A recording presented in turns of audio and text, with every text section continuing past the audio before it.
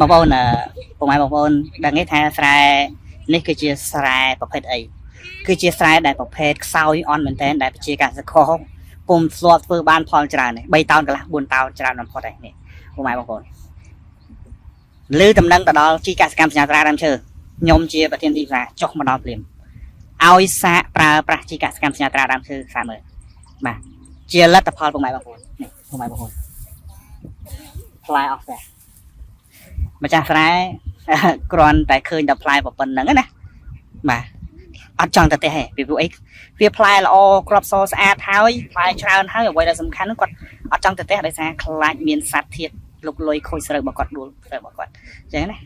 អញ្ចឹងសម្រាប់ការប្រើប្រាស់ជីកសិកម្មសញ្ញាត្រាដើមឈើពុកម៉ែបងប្អូនធ្លាប់ឃើញវីដេអូរបស់ខ្ញុំជាក់ស្ដែងដែលខ្ញុំបានចុះទៅតាមមូលដ្ឋានផ្ទាល់ហើយបាទដែលប្រជាកសិករប្រើបានផលប្រើហើយធានារកគុណភាពស្តង់ដារតែម្ដងបាទស្រែណាដែលប្រើមិនកើនទិន្នផលប្រើជីកសិកម្មសញ្ញាត្រាដើមឈើធានាជូនបាទបើប្រើមិនល្អដូរជូនលុយវិញតែម្ដងបាទ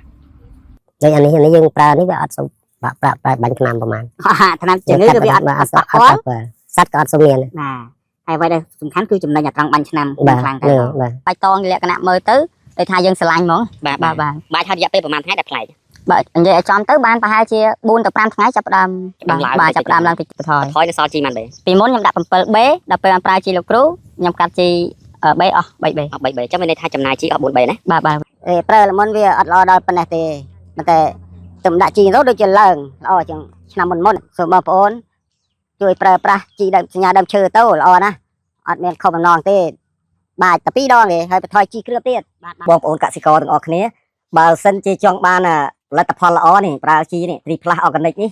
មានទិន្នផលវាសឹង 100% ទៅហើយបាទខ្ញុំប្រើប្រាស់ជីនេះល្អតែបងប្អូនចង់ប្រើប្រាស់ជីល្អគួរតែសាកល្បងប្រើប្រាស់ដូចខ្ញុំដែរ